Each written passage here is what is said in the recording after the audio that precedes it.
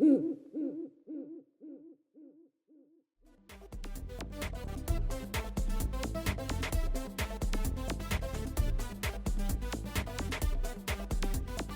sorry that I was the one who messed everything up today. It's okay. You know, it can't always be me. No, most of the time it's me. Well, but that's because you're a perfectionist. And I try to be. Yeah. Anyway, I'm such a perfectionist that I know that this is episode 321. Huzzah! So welcome everybody to Pero Let Me Tell You, episode 321. I told you ever since we've been recording Junior. here, it's Junior. It's Junior, our great producer, Junior. Which, by the way, we have to say, we found. Okay, so last week there were some moments of the episode where you probably thought we were insane. Yeah. When we were talking about Palta. Right.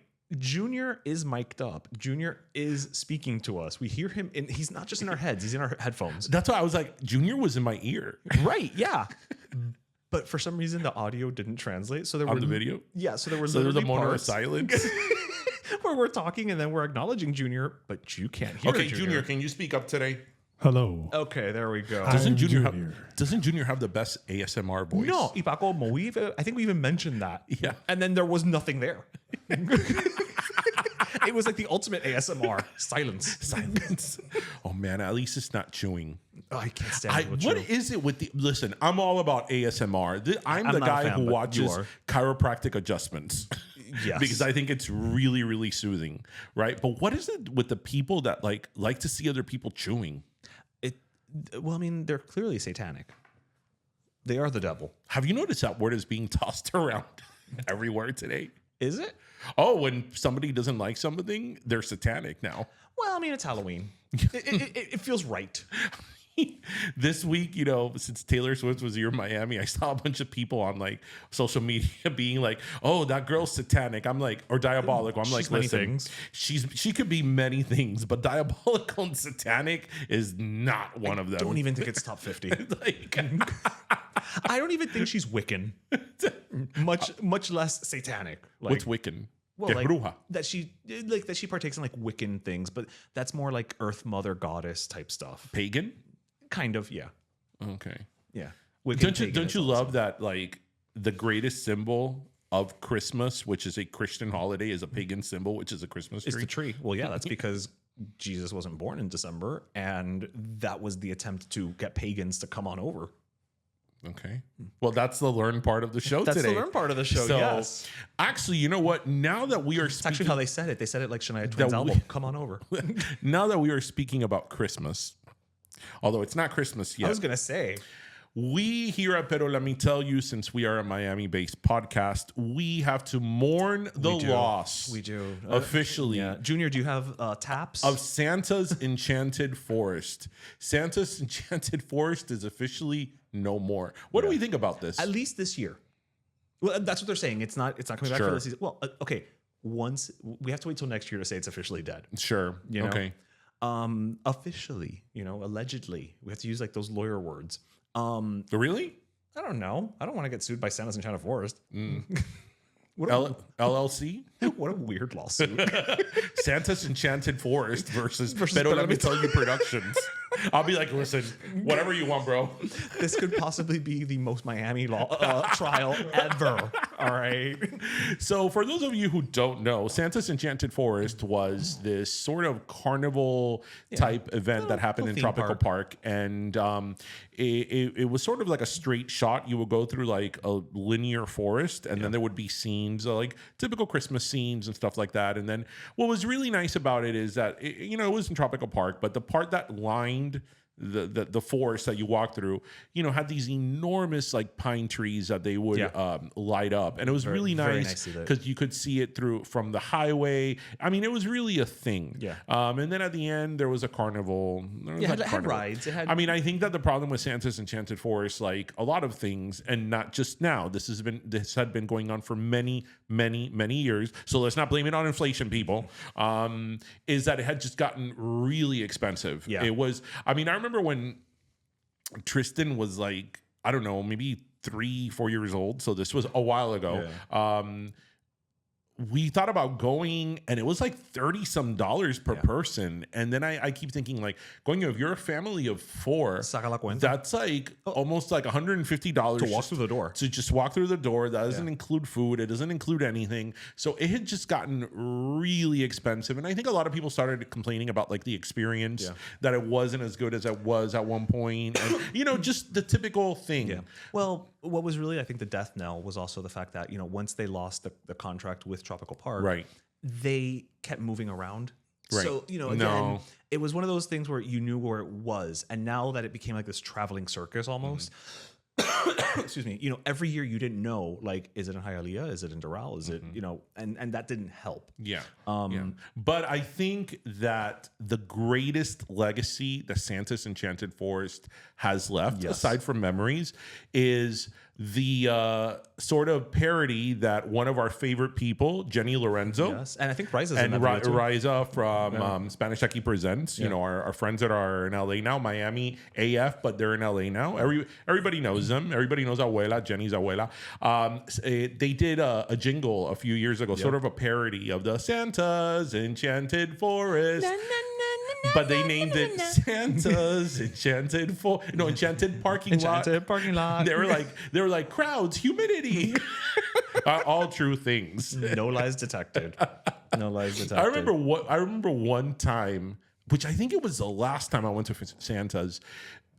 We were in college and we were gonna go, and I remember I'm like, oh, I have this like really cool sweater I had bought from Structure. Wow, we just aged. Not even Express. Yeah,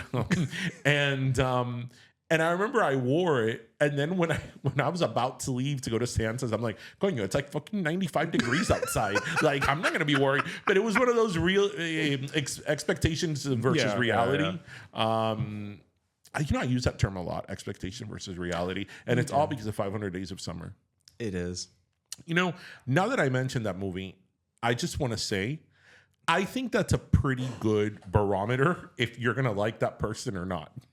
If they like the movie or not. If they watched the movie and they didn't like it and they didn't get it, it's like, no, you and I can't be friends. Okay, so it's if they like the movie, not how they feel about her.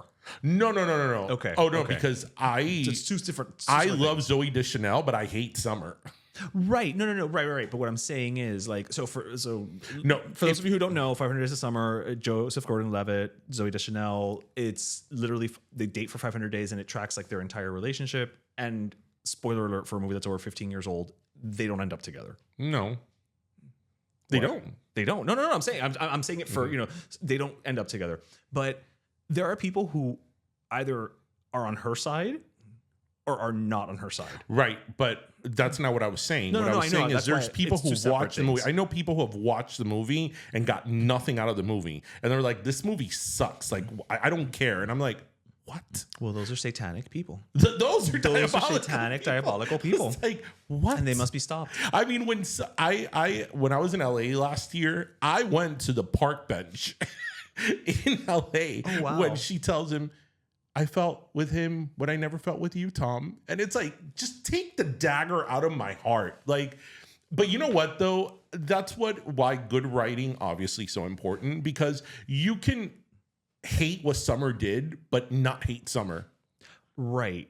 That's why AI will never replace writers. It's funny because I watched that movie. I didn't watch that movie when it came out in the theaters. I watched it at home, but I remember that was sort of like a sleeper hit. I saw it in theaters. Yeah. But that was like a slow burner. Yeah. It's definitely one that has a longer life. Yeah, it was a slow burner. Yeah. And I remember I was like, I think I need a moment to like regain composure after that movie, because it was so good. And like the scenes, like, since that movie is not linear. Right. The scenes when he would be back at work and she wasn't there. And it's like, it so perfectly captures that feeling of like the heartbreak of like somebody, that was part of your life and they're not there anymore. And then you still see where they were. I mean, if you haven't seen that movie, people, go and watch it. Watch it. It's really good. Está buenísima esa película. I feel like if you ever saw Joseph Gordon-Levitt, you would go give him a hug and be like, I'm so sorry about Summer. No, but that scene, that's why I started talking about this movie of expectation versus reality. That's great. A pivotal part of the scene. Yeah. That part of the movie, it's like But I'm not so emotionally true. prepared to watch. It's so true. It is. It's a very accurate movie. Wait, to were a you degree. Team Tom or Team Summer? I think like you, I'm upset with her, but I can't be upset with her. Right. You know what I mean? I'm upset with her because like you're supposed to be quote unquote right, because that's we've been conditioned that like you have to end up together, but you can't fault her because we've all kind of been in her shoes. Junior, have you watched 500 Days of Summer? Yes. Are you Team Summer or Team Tom? The movie had a great soundtrack. Incredible soundtrack. The Smiths. It did. Great That's soundtrack. like, that's like my friend who, if he doesn't like a movie, he'll be like, the cinematography was great. Junior, don't be one of those people that hates 500 Days of Summer. No, I love it. I love that movie. I just didn't want to pick a side because I don't know. Maybe I feel there's no wrong or right side. No, there isn't. And that's why I say like, I don't hate her. Like I hate what happened, but I can't hate her, at the same time. And here we are 10 minutes into this episode talking about a movie that's 15 years old. 15 years old. You know what? Because classics never go out of style. And thanks to that, we got Zoe Deschanel and New Girl. That's true. And that was a gem for the That's true. first 4 seasons. You know, Zoe Deschanel as a blonde is a different person. On Elf? Yeah. Oh, I didn't know that was her. Yeah, I remember when people were forget. like, oh, she was an elf. I'm like, who was she an elf? Santa. Might as well. was she an extra in the beginning when there's elves? Her as a blonde and a brunette is the reason I kind of understand people who don't know that Clark Kent and Superman are the same person. Oh, that would be me. Yeah. Oh no, you? Yeah. Oh no, Yeah. no. You're awful. Yeah, I'm really bad with that, people. Like, somebody like just gets a trim in their hair and I'm like, who is that? It's like, I've never seen this actor before. It's like, that's Academy Award winner Meryl Streep. But she has bangs now. She's so different. She's wearing glasses. Yes. Who could it be? I will never know. I am really bad at that. Yeah, we're only exaggerating by this much. And then I make up people. Well, actually, that's what I was saying. other day. I told you. So there's this show out now called nobody wants this. Nobody Wants This on Netflix. And it's with Kristen Bell, who I proceeded to call Kristen Wiig. And I saw the first 4 or 5 episodes or most of that show, which is great, by the way, thinking that the guy was, what's his name, Bagley Mishka or whatever the hell I call him? Penn Badgley. Right, Yeah. because to me, all From those Gossip people from Gossip Girl and the OC, to me, that's just one big show. Like, I don't know who's who. I don't know. I know there's, I know there's blondes and there's guys. We're going to write a show for Netflix called "There's Blondes and There's Guys," Right. And you know what? It's going to be So a reality I saw show. that whole show thinking like, oh wow, the actor is what's his name? Penn Badgley. No, the one in the Yes, you thought it was Penn Badgley from you. right, who I call Bagley Mishka, right, but it's really Adam Brody, right? So from the I OC. watched Yeah. this whole show thinking like, oh, how did he's doing 2 shows, a show Right. where he's a murderer, And now he's a rabbi. and right, which is it's called You, right? Well, in you, he's the murderer. Right. Nobody and now wants he's doing this this as a show where he's a rabbi, rabbi. I was like, that's great that he has such versatility as an actor, only to find out it was 2 different people. Yeah. He's so versatile. He's different people. Literally 2 different people. Okay, but seriously, doesn't that whole aughts UPN Oh, there's definitely overlap. CW? I'm like, yeah. that's a whole. There's a like- facial blindness there. Yeah, I mean, it's the same type of girl and the same type of guy with like wavy hair guy, and then sort of hot blonde next door girl. like Leighton Meester, Rachel Bilson. Which he's married to, by the way. Well, and as if to prove the point, they're all just the same person. They just kind of are. So I mean, I know I'm really bad at that, but it's like I'm gonna give you. I said and they're all white, right? Yeah, because there's not even like somebody who's mixed. I think the only sort of outlier of that was this guy. I think he's British. That he's on Gossip Girl. That he always wore the suits and the tuxes. That I think he's really Ed Westwick. Chuck Bass. Yes, I remember. or his actual name, Ed Westwick. He's British, right? Yes. That's as diverse as that cast gets, right? He's not white. He's British. He's Yeah.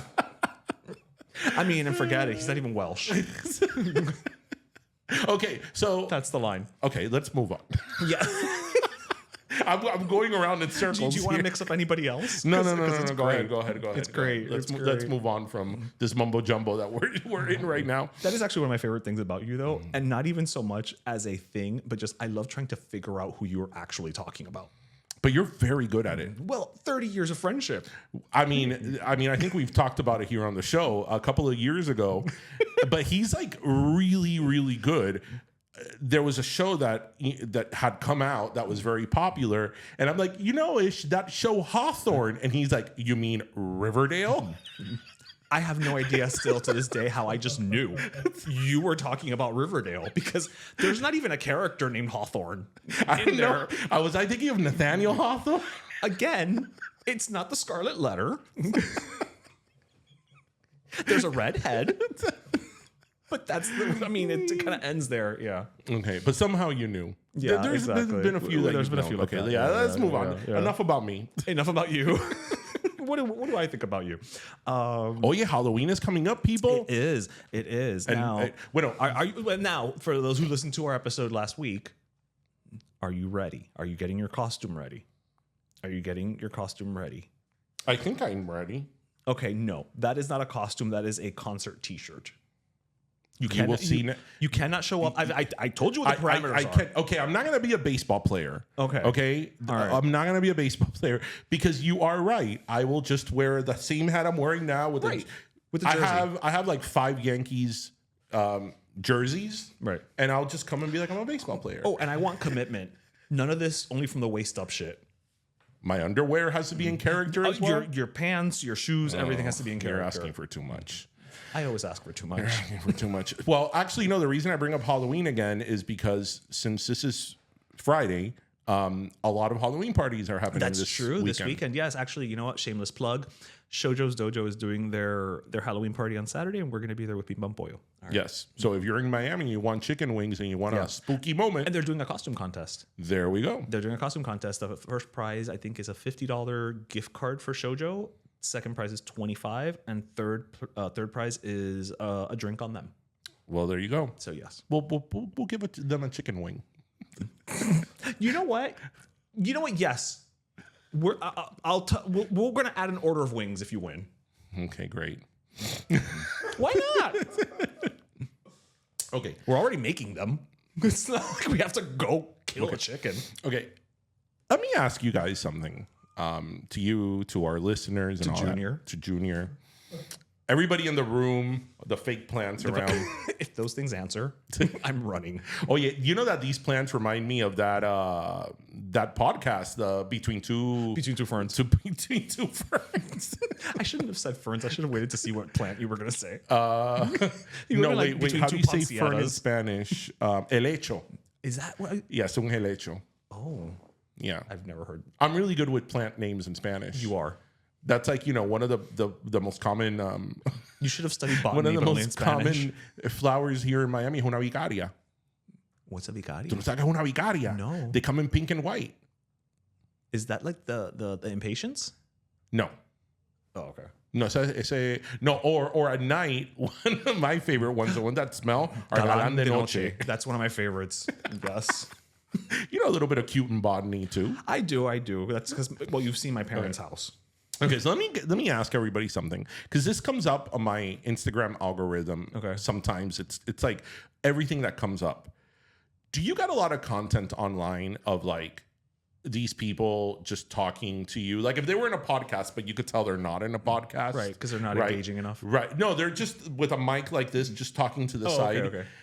And they're like, well, because, you got to surround yourself among powerful people and people that are like-minded. And you got to wake up and follow your dreams. And, you got to wake up and know what you want and fight for it. And it's like, I'm selling a course, by the way. I don't know about you, but I've been getting that more and more and more than ever. And I see these people with like these huge platforms that it's all about a vanity project. Of course it is. Okay. I see right through that. I wonder, do other people see right through that? I think it's a combination of seeing what you want to see, right? I think we've talked about this. There's apparently, like, and I'll kind of umbrella it together. There's like a loneliness epidemic happening now. And I think that people like that, if you are someone who is searching for purpose and meaning and all of that, I think if you stumble on the right person who says the right things in the right way, and pop up like a cult, if if you stumble upon it, I think even if you see through it, they may be speaking to you. You know what I mean? And so then it becomes somebody who you're going to follow, because then, well, this person understands me. Whether they do or not is beside the point. Like, they're using the right buzzwords. Like for example, today or the other day, I was looking at someone's Instagram, because again, it popped up in my algorithm that this guy's showing his family, and he's showing all like the expensive places he goes to, his plane, living, the high life. Oh, because, you got to follow your dreams. Or, when I was 25, I had zero in my bank account. And, at 30, I had $1 million. And then the million turned to 10 million and blah, blah, blah. And I'm like, okay, so what is it that you do? What do you do? All that your Instagram says is entrepreneur, right? Oh God, like, I hate that. Yeah. Or again, this constant barrage of people online, if you want to call them influencers, that is just like this constant crap of like, you got to believe in yourself, and you got to work hard, and you got to surround yourself with like-minded people and winners and blah, blah, blah. And I'm like, they're not saying anything new. I'm like, at all. Dude, like, shut up. Yeah. It's like, dices mucho, no dices nada. To quote Mike Myers in The Cat in the Hat. The Cat in the Hat, when this girl goes, "The fish is talking," and he's like, "Yeah, but is it saying anything?" Yeah. Or, I mean, my favorite is the line from Evita, which is like, she didn't say much, but she said it loud. Exactly. It's so true though, and again, all of these people, to your point, number one, I don't believe any of them because I'm me. But also because I know you can go and rent time on a plane. You can go rent a family. You can go rent a Ferrari. Right. You can have a meal at an expensive restaurant. Doesn't mean you're having them every day. Right. So just because you have a camera that you can set up somewhere to show the things you do or do not do, it's the same reason I really don't care about when politicians bring their entire family into the commercial. Oh, so annoying. I'm like, so annoying. I love my family. I'm like, do you want brownie points for that? And they're all dressed in white, white linen. Like, okay, great. You didn't kill your family. And they're all walking in the park aimlessly. Yeah. It's like, and I'm like, I'm voting for you. I'm voting for you because you don't beat your wife. Because you have pretty kids. Right. Because that's why I'm voting for you. Are not hideous. Yes. I always I couldn't stand that. And this is coming from somebody who works in politics. Yeah. It doesn't say anything. It doesn't tell me anything. I can't stand that, because it's like, that's the lowest barometer. Because it's like, first of all, you're putting your family out there to appeal to that you're a family man or a family woman. So what does that mean? That you're more qualified or more understanding because you have children and you're married rather than somebody who is not? Like, right. Or that if you are married and with children, right, do you have more needs than somebody who is not? Like, I've always had of course. I've always been so annoyed by that too. It is. It's like, listen, just because your sperm got lucky doesn't make you more qualified. That could be a segment in Pero Let Me Tell You.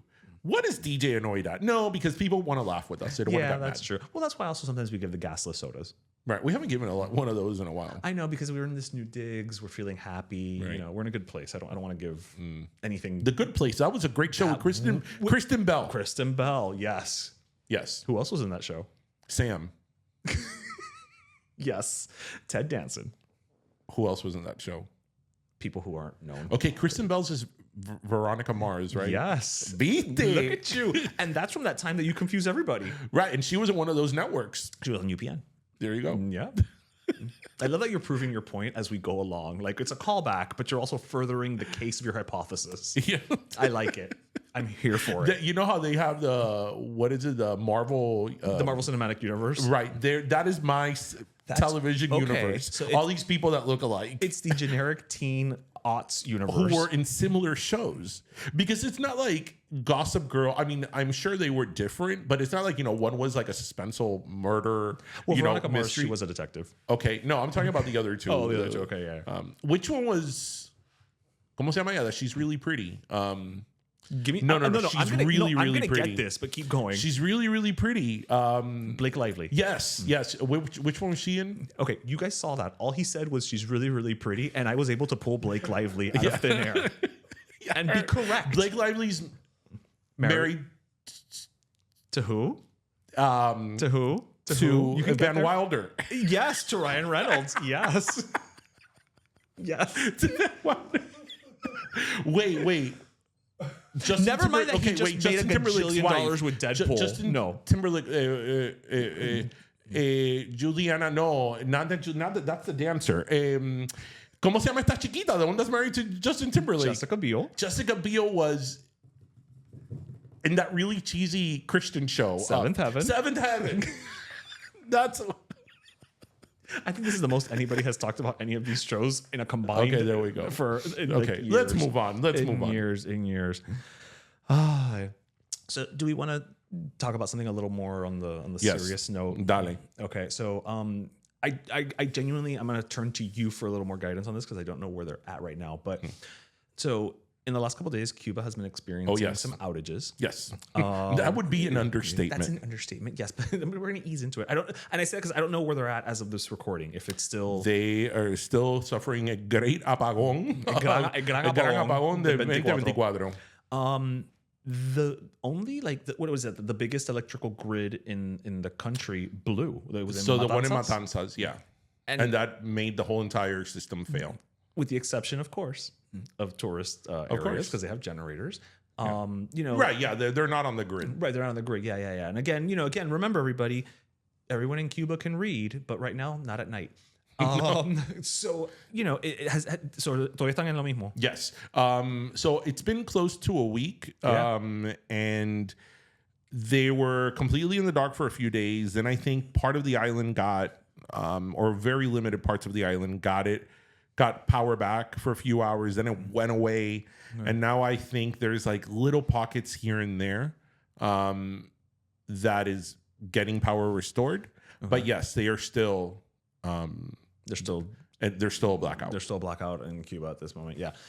Just remember, guys, this is not your cause celeb. I'm about to go off on this, but I'm going to let you. No. I'm saying, you know what, guys? This is the moment where everybody likes to point the fingers of this is the United States' fault. And it's like, no, this is the fault of a country that has essentially said, I can do it on my own, and I'm just going to be a bitch and a thorn in everybody's side.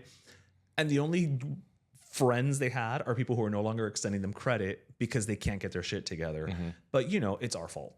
Right. It's the embargo. I hand it over to you on that note. Because I see you percolating. I see you're moving all of the teen dramas out of your head. We went from bland teen dramas. Yeah. You're like, I'm gonna put Misha Barton over here. And wait, which one was she on? On the OC. Okay, do you know what I know Misha Barton for now? Dancing with the Stars? Yes. Her awful performance in Dancing with the Stars. I don't know anything else. What else has she done? The OC, she was the dead girl in The Sixth Sense. Oh, yeah. That vomits under the bed. Yeah. Okay. That's somebody I had thought about. Okay, so we've talked about this here on the show, but obviously we have to say it over and over and over again, and we're on video now, so we can say it over and over and over again. Like it's new. So, as you said, Cuba has been in the dark for over a week. And of course, online, literally, people have been saying that it's the embargo, that it's the Democrats, that it's the Republicans. First of all, no American politician is at fault or has anything to do with the outage in Cuba. Failure of an electrical grid. And we have repeated this several times here on the show, and I will repeat it again. The reason why Cuba has the problems that it has, it's because it's a dictatorship. It's not that it has an embargo. I'm not a fan of the embargo, but the embargo, and again, I'll say it again, the embargo hasn't stopped free and fair elections in 60 years, or in over 60 years. The embargo doesn't stop not having press. The embargo doesn't stop freedom of speech, freedom of protest, freedom of assembly. None of that is the embargo. That is the dictatorship that Cuba has had for 60 years. But every time there is something in Cuba, you have people online who don't know what they're talking about how it's it's American foreign policy and it's the embargo, when in reality they don't know. Because what really pisses me off about this situation is that the same people that are saying that this is American foreign policy are usually the same people that are saying that we have to listen to people that are in the LGBT community, people that are trans, people that are in the Black community, people that are in the Asian community, people that are women, that we have to listen to their lived experience. Rightfully so. We should listen to their lived experience. But somehow when it comes down to Cubans' lived experience, it doesn't matter. And you have millions upon millions of people that have left Cuba, as well as people in the island telling you how much they are suffering, telling you that they are dying, telling you that if they protest against the government, they will be jailed and executed many times. There's only state media, and yet people don't want to believe it. Oh, we got to listen to other people's shared lived experience, but when it comes down to our lived experience, they don't care to hear it. And what really pisses me off about that is that these are all people that are going to make comments about how capitalism is the root of all evil. They have a grievance against the United States, and that's what it comes down to. So they will use the issue of Cuba to further their narrative against the United States. And if you have a grievance against the U.S., that is up to you. The U.S. is not a perfect country, but to get the suffering of other people and the torture of our people and use that and manipulate that to further fulfill a narrative that you want to build against the U.S., against capitalism, whatever, only goes to show how badly informed you are. And if you would actually sit down and have a conversation with a real Cuban or a real Cuban exiled like me, or like millions of other people like me, you will know exactly what people over there are going through and why. Because when you have a government that is a dictatorship, things like this happen, and you have no electricity, and you have no infrastructure, and which, by the way, Díaz-Canel, the current dictator of Cuba, has already gone on national television and said that if there's any civil unrest and any people protesting, they will be jailed. And just to remind people that in July 11th, 2021, when people protested in Cuba for the first time in many decades, there were people who were jailed and executed. So there go your First Amendment rights. But Darian, they can read. Right. But yes, that's always the great little thing. Oh, but the literacy rate is high. They have healthcare, right. Again, completely oblivious to the real lived experience of Cubans. Yes, listen to the lived experience of everybody else, but not of Cubans. Again, that's something that just pisses me off so much, because this happens over and over again, and it just happened again. And I'm sure that in 50 episodes from now, we will be saying the same thing. So it pisses me off to no avail. That's what upsets me the most. To your point, of course, like it's they're not even contributing anything. This took a turn really quickly. I know, but it can't all be WB and UPN shows. You're right. What you were saying? But no, I'm just saying that's what pisses me off the most, is that it always takes this turn into, like, again, and I don't know. I'm going to look into it. It might be a form of cultural appropriation. But it's just like, you're not even furthering anything. You're not, you're not even saying, like, guys, your system doesn't work. Right. Because then, and I've said this about many things, right? They don't say that. Why? Because then they have to look inside. Then they have to take a step back and question everything they've been saying and thinking and believing. And it may be that you're wrong, and that's okay. You learn from your mistakes, but people don't want to self-analyze. And so it's easier to just continue banging a drum that ya está gastado. Right. No, but you and I have talked about this many times, and we've talked about it here on the show. There are a lot of people that have grievances against the U.S., against capitalism, and you know what? They are entitled to have it. They may be very fair arguments, but my problem is, you want to criticize the U.S., criticize it. You want to criticize capitalism, it's your right to criticize it. But don't but create... you can, because you can. Because you have the right here too. But if you want to criticize the United States and you want to criticize capitalism, you have a right to. But don't use the trauma of the Cuban people in a way to fulfill your narrative against the U.S. Yep. Because I always tell you this. I always tell you this. Every single time that you sit down and talk to someone who sort of defends what's going on in Cuba or is like all up the whole socialism, socialism, the socialist state of Cuba and their literacy rates and their healthcare. When you start peeling back that, It's not about those Cuba. layers, they have a grievance against the U.S. And again, if you have a grievance against the U.S., you have every right to, right? But your issue is not Cuba, it's the US. So let's not pretend that, do you know how many people I've seen like, Cuba has a blackout and the reason they have a blackout is because of the embargo. Are we shipping electricity places? Apparently we are. Okay, because I only know how to make static electricity. Right. I don't think that's enough. It's like, man, that's a lot of generators where the embargo is stopping. So yeah, it really upsets me. And it's just, again, I say this over and over again. There's certain people who go on and on and on how we need to listen to the lived experience of other groups. Yeah. We need to listen to them. We need to sit down and hear what they're saying and listen to them, right? And we do need to listen to people. But among those people are Cuban Americans, and Cubans who have left the island because we have firsthand knowledge from either having lived there or having family that lived there of what's going on. And I can assure you that our firsthand knowledge and lived experience is a lot better than whatever influencer you are following, whatever you're getting from TikTok or whatever you're reading. Because a lot of these people, that have a platform, I understand that if you know nothing about Cuba, right, and you start seeing the content that these people are posting, you'll be like, right. I get that. Yeah, but the onus is on you to educate yourself. It is, but not only to educate yourself, but listen to people, right? But that's me. That's part of the educating yourself. If I was curious about foreign policy or the living conditions of a country on the other side of the world, and I was getting content or whatever. Wait a minute, you are a perfect example of this. What? Oh my God, Bhutan. Yes. Yes, and I retracted it here on the show. Right. Yes. So a few years ago, I'm glad you mentioned that. A few years ago, because we've been doing this so long that we can say years. It's true.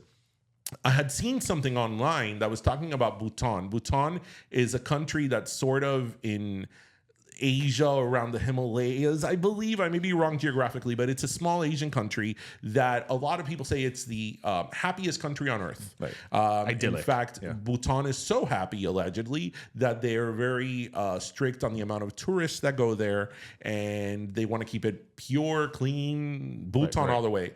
And I had seen a lot of content, and I had even seen something on, I think, CBS Sunday Morning, which is a pretty credible course. We hadn't mentioned CBS Sunday Morning in a while. In the studio, which was a pretty credible source talking about how great this place is. So I did mention it here on the show one day, and we had people reach out from us that were citizens of Bhutan or lived in Bhutan who were telling us how hard life is there and how the government in Bhutan goes out of their way to submit propaganda showing how great it is to live in Bhutan. And what did I do? What did I do? Next episode, literally. In the next episode, I sort of retracted the statement. I said, "Hey, we had a few people reach out to us and said this and this and this. Right. And if they're saying that, I'm going to take their word more over something that I saw online or read, because this is somebody's lived experience, right?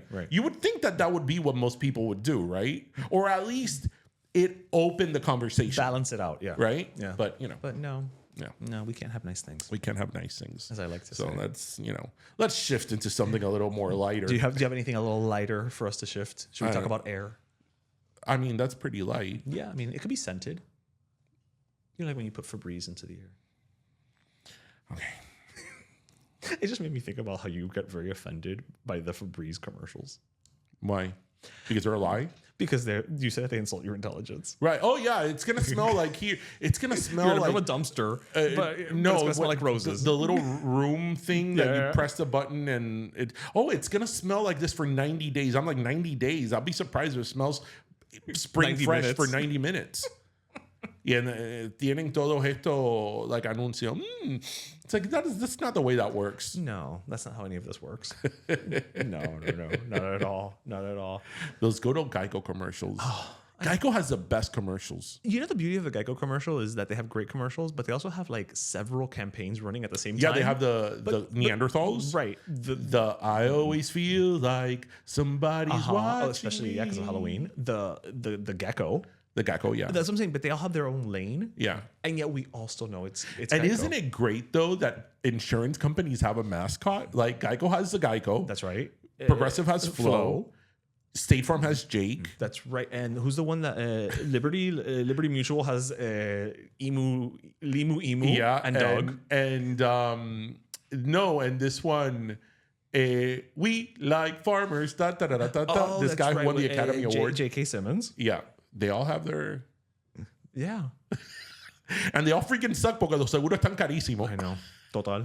Well, they have to be. Do you think that J.K. Simmons is an Academy Award winner? You think he's going to work for cheap? You know what's great about Flo? Like the actress, she's pretty smart. She's like, you know what? Oh, I'm going to ride this till the I'm grave. going to ride this till it ends. And you know what? Good for her. Good for her. Listen, and why not? Yeah. Sometimes you just got to know what's up. Listen, it worked for Elvira. Yeah. The woman's like in her 70s, and we're still talking about, you know, the queen of Halloween, Elvira, you know, and here we are. Did that start off as like a digital short on SNL or something? Elvira? Well, not a digital short, but how did that even start? Elvira? Yeah. I actually know how it started. Oh boy. So, Why did I even ask? I mean, because of course I would know how Elvira started. This is the Halloween section of the show, I guess. So there used to be across the U.S. They used to have, in the local TV stations would do these like late night monster movies, and they would have local hosts. So there was like Svengoolie, Vampira, and so they were very local markets. Vampirina. No, not Vampirina. No, she was not hosting late night horror movies. So the one in California was Vampira, and then she went off the air, and they were going to resurrect it. They were going to be basically using like all these bad movies, and it was late night, whatever. They put out a casting call. Elvira she's an actress. I mean, she was an actress. She's part of the Groundlings, and she just went to the audition, and it snowballed from there to the point where I also listened to her audiobook, telling her memoirs. Yeah, actually, it was a great way to spend the time driving to North Carolina. Great. And so she auditioned, she got the role, but then it just kept getting more and more popular. And so it kept growing into additional markets and additional DMAs of the TV.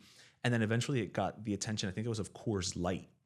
And they made her their spokesperson. And so that's how it started. And then she started being on like Johnny Carson and all of that. And so that it really became like Does she have like a star or something? I believe she does have a star on the Walk of Fame. As Elvira. As Elvira, not Cassandra Peterson, but as Elvira. Who's Cassandra Peterson? Elvira. And let me tell you something, that's also the greatest thing about it. Now, not so much because she's kind of doing the both, you know, especially with Instagram. But she takes everything off. She walks down the street. I wouldn't know who she is either. Well, yeah, you wouldn't know who she is either way, but because she's a redhead, you'd probably be like, is that Kathy Griffin? Like, you know. Oye, I mean, I know you don't care, but I do. Well, you don't know. Can we show my hat here? Okay, the Yankees are heading to the World Series. I kind of care because my nephews are all excited. So yes. So I'm actually really excited about this World Series because it's Who is it? Yankees and Dodgers. Oh, no wonder my nephews are Yeah, excited. this is a big deal. That's their two favorite teams. So the Yankees and the Dodgers are the two teams that have actually had the most World Series appearances against each other. I believe this is going to be their 12th, but they haven't had one since 1981, 82, I believe. It's been over 40 years since they've gone against each other in the World Series. But I'm really looking forward to it. I'm a diehard Yankees fan. I will say about the Dodgers, I mean, I wear their hat sometimes. In the National League, they're not, I don't hate them. So if the Yankees lose to them, which they're not, but if they do, I will be okay. You don't know. Maybe they'll do your wing. I'll be okay. So, you know. So like if the Yankees weren't in the World Series, you'd be going for the Dodgers? No. No? Oh, because you just said they were you like them in their league. Well, I mean, it depends who would have been in the place of the Yankees. Of course. No, okay, fair enough. But okay. Junior, who are you going with?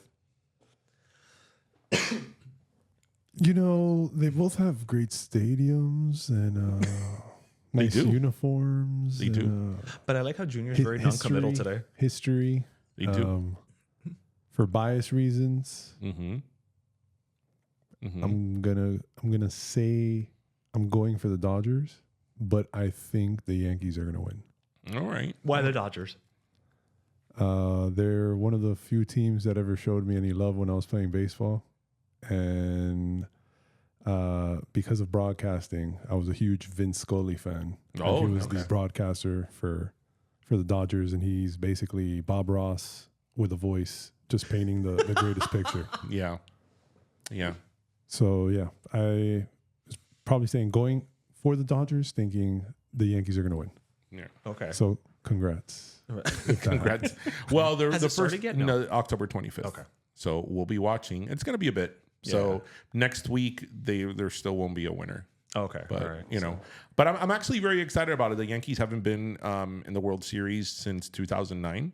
Wow. Yeah, it's been a minute, and they've won 27 World Series.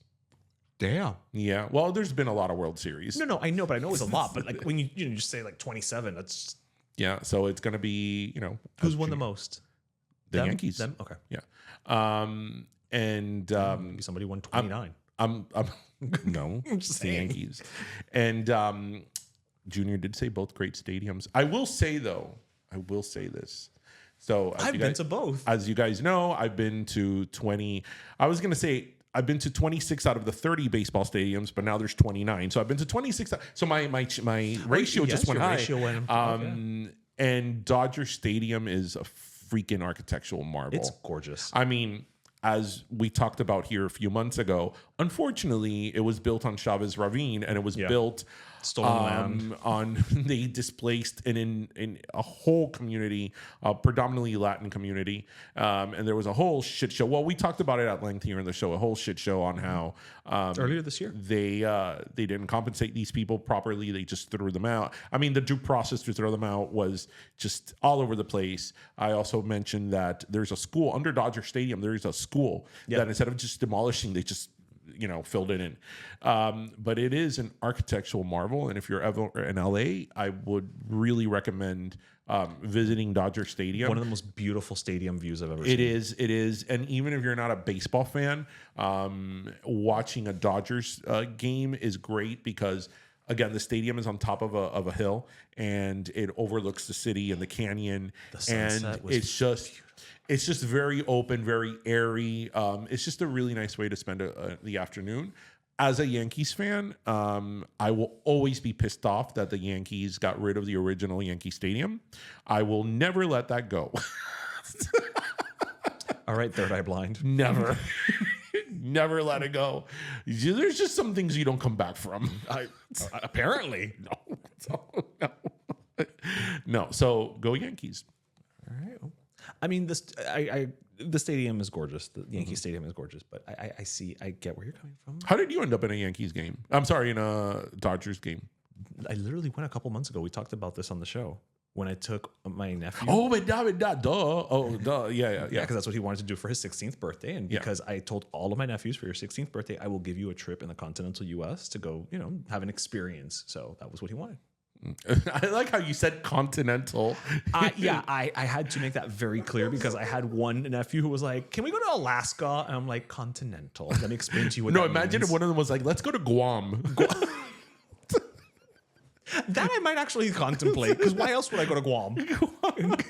Like, you know what? Sure. Let's go see the Galapagos, the big tortoises or whatever in Guam. And that's what they have in Guam? They don't have that in Guam. I think Guam has like a tortoise and a palm tree. Isn't Guam like tropical? Like people go there for the beaches. All I know Are about you thinking Guam, about Madagascar? no, what I'm thinking about with Guam, I know there's a military base there. Yes. That's all I know about That's strategic. That's why Guam is Guam. Guam. Right. But that's all I know about Guam. Like, I don't hear about anybody going to vacation in Guam. You can. They I'm have, sure. they have a target. They have a target in Guam? Yes, Guam looks like the U.S. because it's part of the U.S. No, I'm not saying They it have for that American reason. retail in Guam. Okay, you have to understand. I think of Guam as like the size of this table. So the fact that they have a target, They have what American blew retail my in mind. Guam. Yeah. Oh, okay. In fact, if you look at like some of the main streets of Guam, they look like something here. Like Main Street USA type. I wouldn't say Main Street USA, but a lot of commerce, big signs. Again, all I know about Guam is that there's a base there. So in my mind, I don't think of it as like a city, right? It looks more American than Alaska, than like Barrow, Alaska, where Billy Corbin was a few weeks ago. Oh, Yeah, Barrow, Alaska is really interesting. It's it now went back to its indigenous name, and I'm not sure what I can't pronounce it, but I forget, so I apologize. But Barrow, Alaska is the northernmost city in, I think, in North America. Oh, wow. It's like in the tip of Alaska, and there's a lot of people that actually live there, and you can't drive there. You can only sail there a certain amount of time of the year that the ice breaks. Right. So really, the only way of getting there is flying there, and it's a big city. It's like, I think there's like 5,000 or 6,000 people that live there. Oh, wow. Yeah. Like they have a post office, they have a Wells Fargo, they have. It's a city, right. And just out of the way. Yeah, and it's like really messed up because I've watched a lot of videos about. This is the learn section of the show. I've watched a lot of videos on Barrow, Alaska. Actually, you know what, listeners, I recommend the Wendover Productions. Look up Wendover Productions on YouTube and put Wendover, WEND over Productions on YouTube, Barrow, Alaska, and they have this whole report on it, and it's like really messed up because it'll be 2 a.m. and the sun is like out bright. Yeah, that's part of that whole. Yeah. And then the problem with Barrow is that because of the lack of ingress and egress, like for example, a bottle of detergent is like $40. Oh, of course. And like the supermarket has the prices of Erewhon in LA. I don't even want to ask what a dozen eggs costs. I'm sure somebody out there has chickens and just gives the eggs away. So, ¿qué te iba a decir? It's really interesting because most people that work there because of oil industry. Okay, it's the rigs. But it's a very interesting place. And Billy Corbin, of all people, what was he doing up there? Was up there. Was he tracking somebody who escaped Florida? It's like the only. They went to Barrow, Alaska. Yeah, he's like, I must get away from the authorities, and now he's being interviewed for his next documentary. It's like really interesting. I mean, I follow a lot of people. Like, you always tell me you're always on YouTube, and I'm like, yeah, I'm on YouTube looking up content that I really like. That there was a guy who his goal was to go from Barrow, Alaska, right at the very tip, right, in the Arctic Circle, to down to the Drake's Passage. You know the Drake's Passages next to Kendrick Lamar Way. Te quedó buena esa. Which, by the way, Team Drake or Team Kendrick?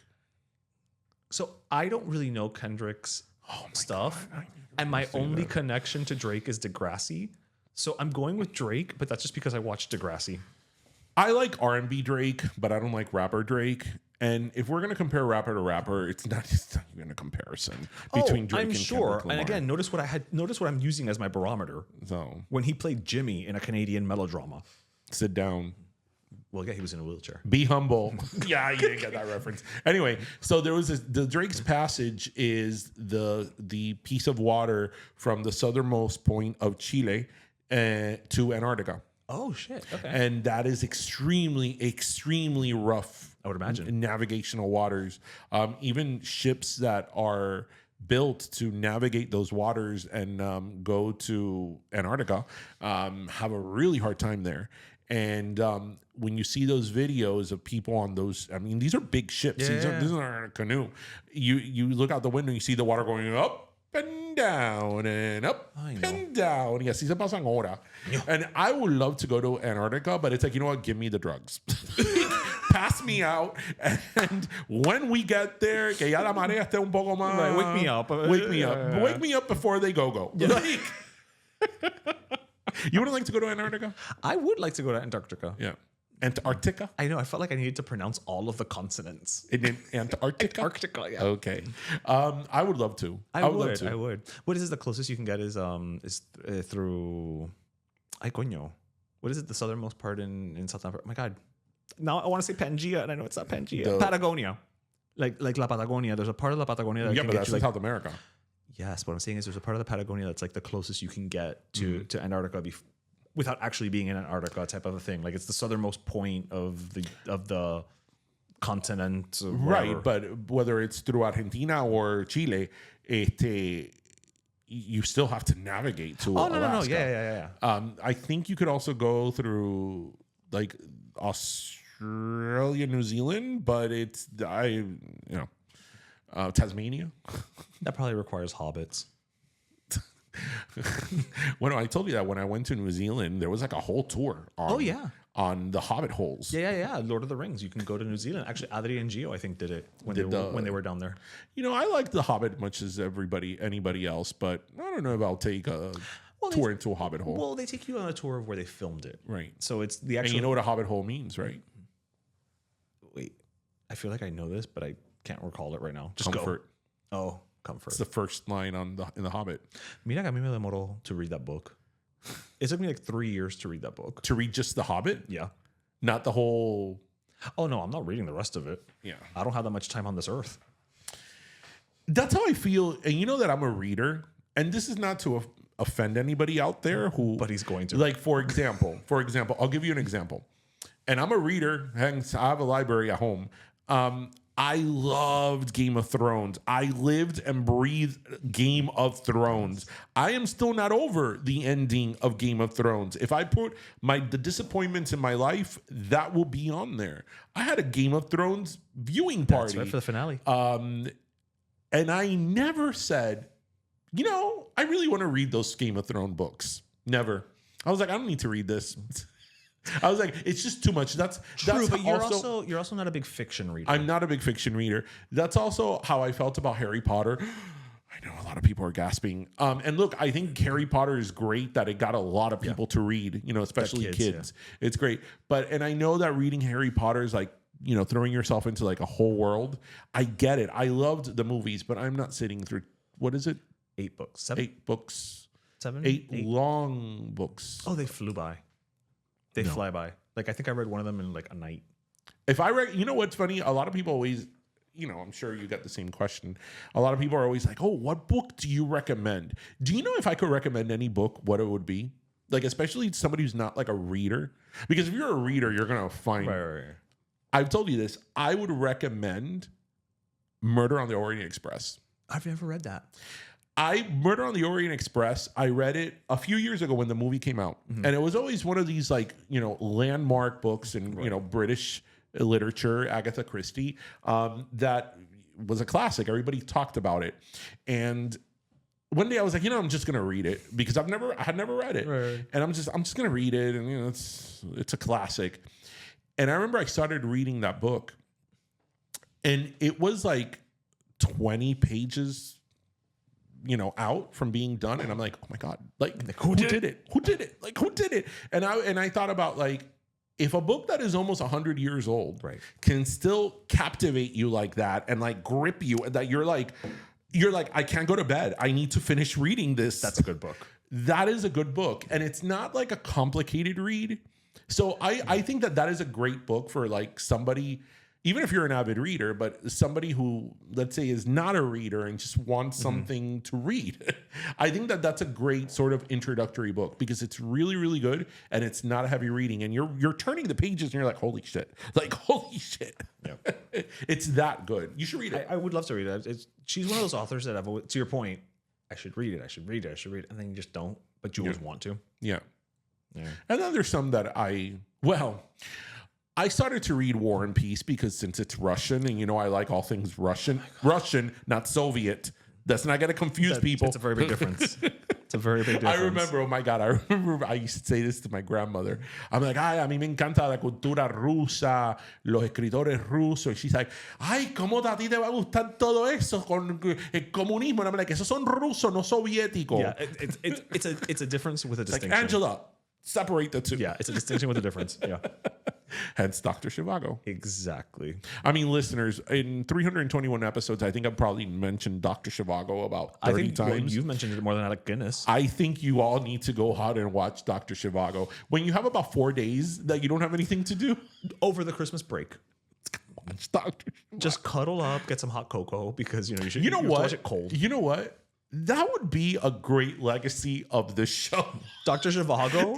If like somebody from hearing me talk about Dr. Zhivago so many times goes out and watches a movie and then tells me, DJ, I watched it, I loved it, I get it. Because I realize that that's about 0.0001 of the population. But you're out there. But I mean, listen, I saw Dr. Zhivago for the first time at 22 years old, and it became one of my favorite all-time movies. And you finished watching it at 27. Yes. Yes. I was in my room for a long time. Yeah. When he came out. Have you ever seen Dr. Zhivago, Junior? Nope. It's about 17 hours long. Yeah, I don't think Junior has the time for it. It's 500 days of Zhivago. It's about 500 Days of Zhivago coming back full circle to the front. I mean, it's about the Russian Revolution in the winter. I mean, what's more exciting than that? Watching snowfall? You're going to see a lot of that. Yeah, exactly. Yeah. You're going to see a lot. No, and it's funny because, like, obviously that movie, it's about the Russian winter, which we know how brutal it is. But I've seen, like, every freaking documentary there is about the making of that movie. And they used what they used for snow was wax. Right. And it was shot in, like, the summer in Spain. So now when I see that movie, I'm like, esta gente se estaban ahogando. Pero see, Alec Guinness hated filming that movie. I bet. I mean, he probably enjoyed dying as Obi-Wan Kenobi more. Oye, what a career, ¿verdad? Yeah. And he was an accomplished stage actor, too. Yeah. So, you know. So, are you thirsty after your Russian winter? Yes. Okay. After 500 Days of Zhivago?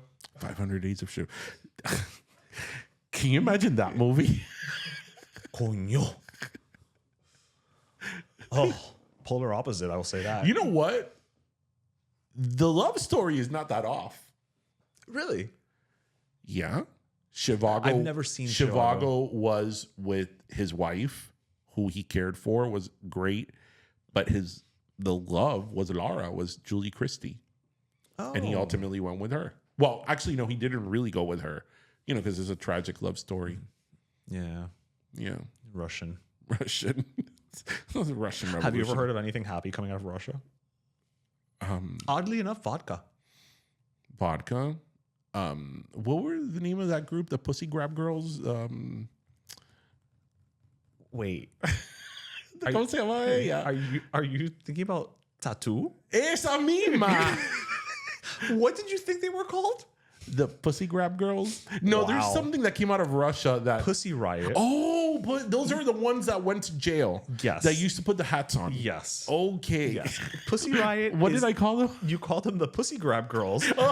But I think I was thinking of Donald Trump. But I think you were thinking of Tattoo, who sings They're Not Gonna Get Us. Esa misma. All the things she said. Esa misma. Right.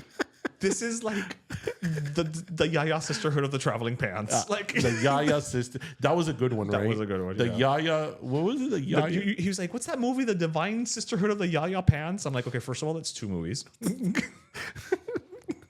But you know what I was talking about. As I always do. I think our listeners, after 321 episodes, they come to know what I'm expect talking us. about. So anyway, so last soda time. Yes, last soda. So right. I'm going to give my last soda to someone I can't believe I'm giving my last soda to, but here we go.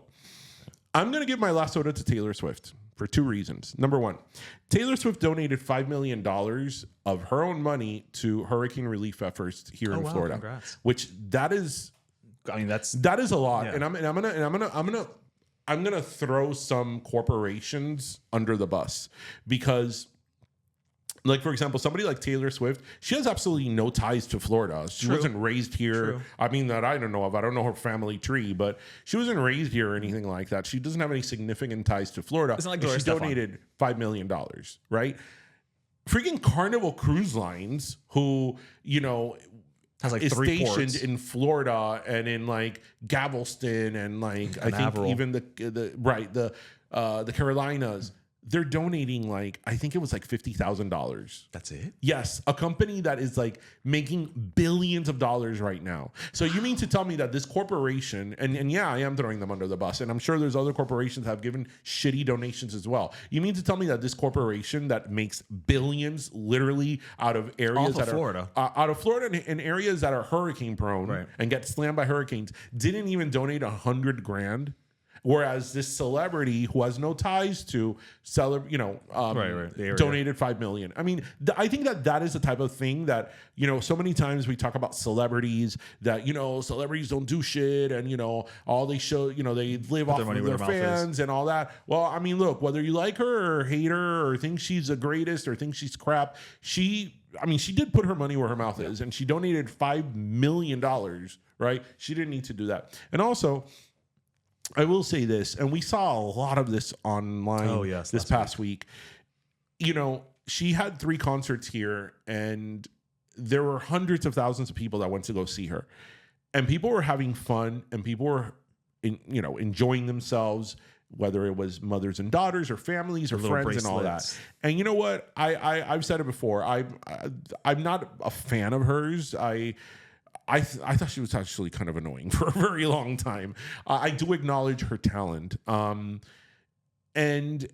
Listen, especially nowadays that we live in such a divided time and people are just so at each other's throats and everything is bad. And, listen, if you can find something that gives you that amount of joy, and whether it's a concert, whether it's going to see a show, if that can bring that amount of people together and make that amount of people happy, even if that's not your thing, right? That's a good thing, because again, we live in such messed up times right now that just a little bit of joy and a little bit of happiness goes a long way. So I think it's important to acknowledge that. And I know that there are a lot of people now, because of her political leanings, que la tienen cogida con ella and all this stuff. And I'm like, whatever. I mean, if you don't like who she's voting for, that's your opinion. That's fine. But again, this is somebody that brings a lot of people joy. And if those people are happy, then whatever, just celebrate it. If it's not your thing, move on. But just it was nice to see content of people actually happy than about suffering, rather than suffering and pissed off people or fake influencers with fake planes. Right, exactly. Selling you a multi-level scheme. Yeah. A pyramid scheme. Oh yeah, pyramid schemes are like so Miami. They take too much. ¿Tú te acuerdas de los collares in the 90s? Los collares. Yeah. That they were beaded? Yeah. Yes. Okay. Everybody did that. Of course it did. Yeah. Yeah. Did anybody make any money off of it? No. Just the first person. Just the first person. I'm sure. The pyramid. Una pirámide. Una pirámide. That's like, I remember I saw a documentary a year or two ago. This didn't come down to Miami, because I think this was like a white woman thing. These leggings. The leggings? You remember that? The legging. It's not Lululemon. It's something else. But of these women that were selling leggings. Yeah. Oh shit. You know what that reminds me of? Scheme. Do you know what company went bankrupt? This is what #growing up Cuban means. You know what company went bankrupt a couple of weeks ago? It was all over the news. Tupperware. Oh. So I remember when was it our fault? When I was in fifth grade, we had a field trip to Disney World. And the fundraiser that we were doing was Tupperware. And I remember people were talking about Tupperware parties, and I had no clue what that was. No clue what that was. And I remember that one of the few meetings that my mom ever went to in elementary school was about the Tupperware party, because what happened was that they had a meeting to talk about the Disney World trip. Right. And like, oh, how much it was going to cost and, the logistics of the trip. And then they had a presentation about Tupperware. So you could have Tupperware parties at home. Right. My mom's like, ¿qué hacen ellos con todo ese pozuelo ahí? ¿Qué vender pozuelo? And then, of course, in my Cuban mom's head, she's like, ¿Quién compra pozuelo? Well, yeah, because we have these great ones from the butter. That's what Country Crock is for. Yeah. Like, what do you mean? ¿Alguien paga para comprar pozuelo? And I remember that is how I learned what Tupperware was. I learned what Tupperware was not because I knew what it was, but I knew that I didn't know what it was. Does that make any sense? Yes, you had to learn about Tupperware. Right, because I was like, what the hell's Tupperware? Like, Cubans don't buy Tupperware. Latinos don't buy Tupperware. No. Again, they're bankrupt because of us. You're welcome. Latin and the dollar store. Yeah. Because, let's face it, why are you going to pay Tupperware prices when you could get some great Tupperware items at Dollar Tree? Yeah. 100%. All right. So I'm gonna. Do you know what one of my favorite memes of Tupperware is? Have you seen the meme that that shows the duck from the Dawn commercials? You know, Dawn the soap, and they're like, "Oh, you know, if Dawn liquid soap is good enough to clean these little ducks that were just in an oil spill, right?" And then the meme is like, how the hell is it strong enough to get the oil off a duck in an oil spill, but it can't clean the spaghetti sauce off the Tupperware? Thank you. Spaghetti sauce is the most permanent thing there is. Forget it. Tupperware. So spaghetti sauce is like food version of DNA. You're never getting rid of Never it. getting rid of It's just always going to be there. Yeah. Salsa spaghetti. Okay, go ahead. So sorry, I'm going to keep mine very short and sweet. I'm going to give my last soda. Again, one of my esoteric last sodas. I'm going to give it to the fact that guys, get out there and vote. You thought I would be saying that, but I know, but vote. Early voting has started in Florida and in several other states across, continental and non-continental United States. November 5th is around the corner. It's crazy that it's like there. Guys, just do it. Get out and vote. We were talking about earlier, Cuba, people out there don't have that option. They don't have an opportunity to make their voices heard. A lot of you also like to bitch and moan about everything and not vote. I will be the one. I'm the first one to say, like, if you don't vote, I don't want to hear your opinions. Do you know how ridiculous this is? When I was reading today about the closure of Santa's Enchanted Forest, there were people in the comment section some that were blaming Trump and some that were blaming Biden and Kamala Harris. I'm like, really? Like, really? The powers are vast. It's like the fact that you think that they even know it exists. That the executive branch has any bearing on Santa's Enchanted Forest. Any fucking knowledge. Like, that's great. Like, that's great. But that's is where we've gone. Right. It doesn't matter. It doesn't matter. The fact that Santa's Enchanted Forest was an entity that had been sort of failing for years, and as you said, had been moved and all around. No. We're not going to talk about that. We're going to blame each other. It's about politics. It's about politics. Right. I don't know how that didn't come out in the debate. Well, I mean, they were going to, but then they started talking about the eating of the pets. Yeah. Yeah. And so that superseded anything with Santa and the penguins. Yeah. Right. Yeah. Right. And then, you got to be careful on how you talk about Santa's Enchanted Forest because you don't want to, piss off Christians. Right. Who celebrate Christmas. Right. Because as we've always said, why don't they have a Yiddish Gardens? Listen, we came up with the rides. Yes. The Menorah of Doom. Yes. The Dreidel of Death. Yes. And the food court is called the Kosher Corner. Yeah, Kosher Corner. Yeah. Yiddish Gardens. Yes. Feel free, take it. I think Yiddish Gardens would probably be in Tampa. No. Boca. Oh, yes. Yes, the answer is right there. Boca. And Boca would be better because it's closer to us. Right. And let's just talk. I mean, let's just be honest. And we can get the Yiddish sponsorship. Gardens is for everybody. Well, I mean, it's fun for all ages. Fun for all ages, all denominations, all religions, Yes. non-religions. I mean, Yeah. who doesn't want to go spin the dreidel? Or be in the spinning dreidel. Yes. Yeah. I'm here. Yes. They have a whole store of gelt. Can you imagine the latkes there? Oh my God. I want to go eat at Kosher Corner now. Yes, and it's like they're going to be sweet latkes and savory latkes. And the gelt, you can have dark chocolate. Although gelt. the latkes will not have bacon. They'll probably have some there because they're even Tu there's sabe que there's people who rico? are not. A Parmesan encrusted latke with like scallions on top. Why isn't this happening? Why do you always say things that don't exist and then I get sad? You always do this to me.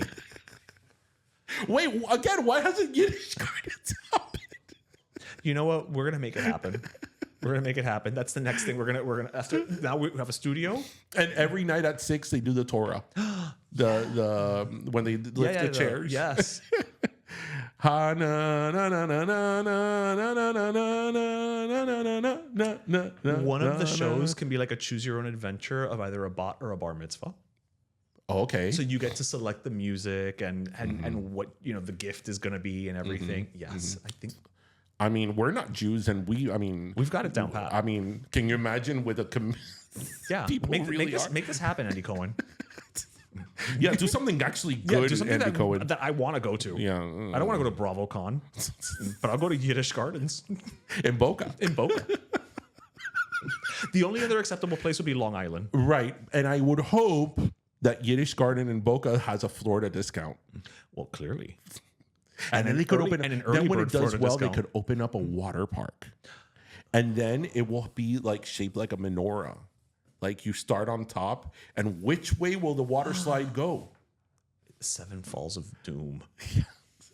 It does. Why is it always doom? I don't know. I feel like all of these things that have drops are never like, the slide of happiness. You know what? It's always like, the tunnel to your destination. Okay, whatever. So anyway, I think that's enough. That's enough. That's enough of giving away free ideas. Yeah. So everybody, next week we will be back with our Halloween episode. Yes, we will see what cost. I don't know what you're going to be. You don't know what I'm going to dress as, but we'll see. What makes me a little apprehensive of that is that you may come in a very inappropriate costume and we're being the funny thing is that if you look at my past Halloween costumes, I'm actually more covered up on Halloween than I am most of the year. That is true. So, everybody, we hope you all listened, laughed, and learned. And as always, remember to grab your pastelito, your croqueta, and your cafecito. And thank you for joining us, everybody. That was episode 321. Have a great weekend. If you're celebrating Halloween early this weekend, have a great time. Yes. Great Halloween parties. Spooky fun. All right, everybody. See you next week. Bye.